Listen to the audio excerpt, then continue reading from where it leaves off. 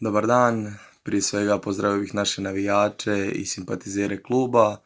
Ja sam Ivo Ivić, dolazim iz Bosne i Hercegovine, iz malog mjesta Domaljevac koji se nalazi kraj rijeke Save i tu graniči sa Hrvatskom. Naravno da sam znao mnoge stvari o Hrvatskoj, ali o gradu Kaštela sam čuo isključivo preko odbojke i odbojkaškog kluba Mladost Ribola Kaštela. U Kaštela sam prvi put stigao prošle godine u ljeto i bio sam impresioniran ljepotama grada i svime što sam vidio u Kaštelima.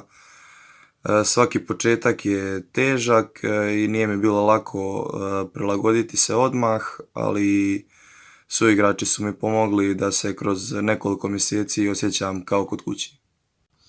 Pa o samom klubu mislim da ne treba previše trošiti riječi, svatko s naših prostora tko imalo prati odbojku čuje i zna za ovog Mladost Ribola Kaštela.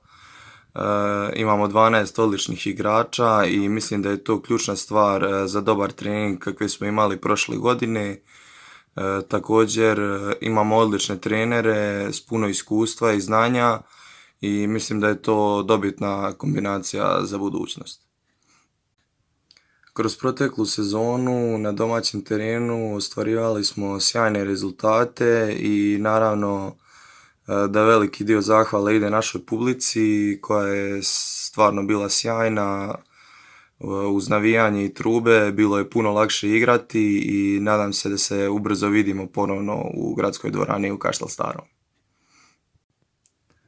Imali smo mnogo dugih putovanja prošle godine, najduža su bila u Milano i u Estoniju.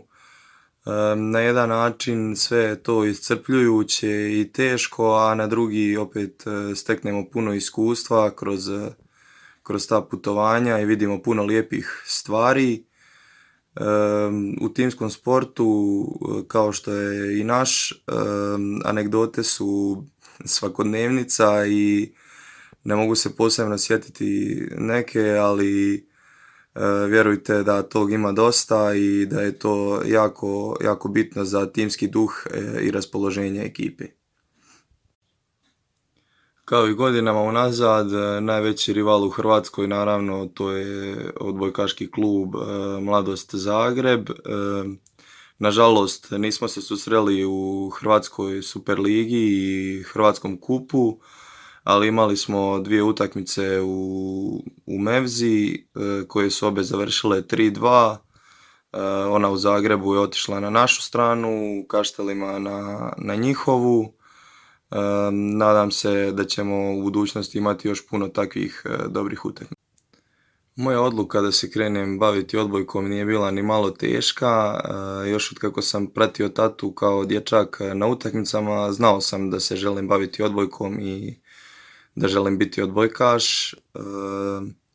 Mladima bih poručio da ne odustaju od svojih želja i svojih snova. Kroz taj put biti će mnogo prepreka, ali svaki put treba ustati i krenuti dalje i sve će doći na svoje mjesto samo velikim radom i velikim zalaganjem.